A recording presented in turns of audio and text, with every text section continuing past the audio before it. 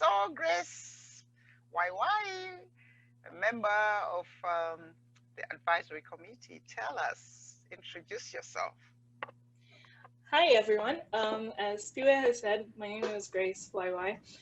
My heritage is Ugandan and South Sudanese.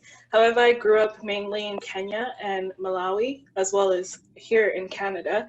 As such, I think of myself as a third culture person with multiple cultures that have sort of shaped my worldview.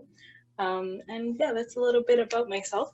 I currently live in Calgary, and I work for the federal government, and it has been a pleasure being a volunteer and part of the Drumbeat program.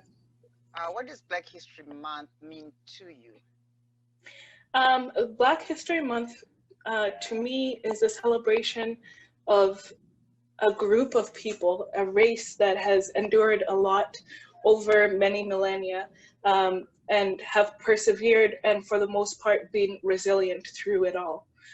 It is a great way, I believe, for people who identify as Black to celebrate a shared heritage, to celebrate wins, and to look forward to a future where we can all uplift each other.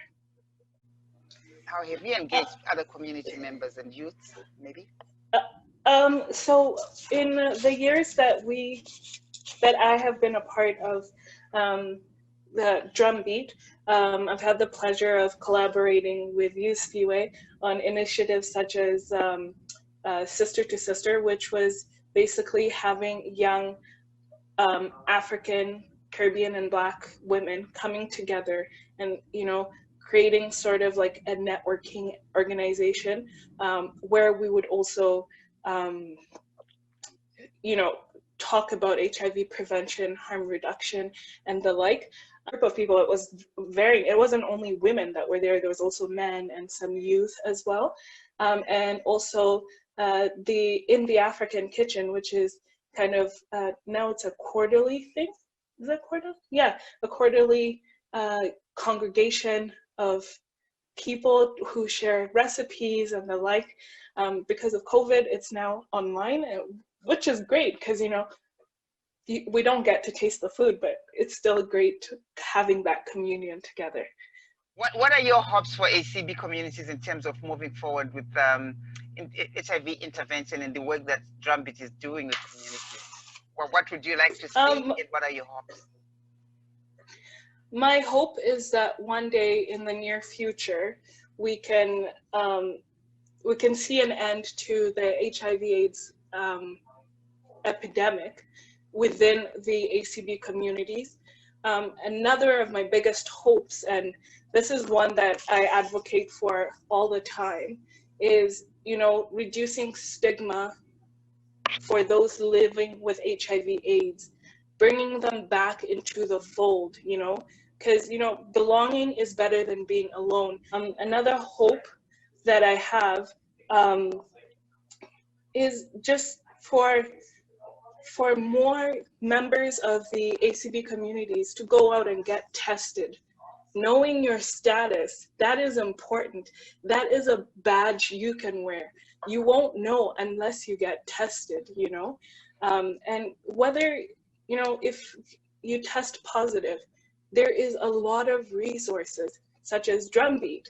There's a lot of resources everywhere to kind of help you through that journey. The last thing would just be for more of, like, the ACB communities. There are so many of them, and they're all they come from different walks of life, different religious groups and standings, right? Just for them to embrace education on HIV/AIDS so that they can understand the facts that will help them also go beyond any sort of denial of the possibility of their community members being at risk. We here in Canada, we don't know, many people don't know the face of AIDS, right?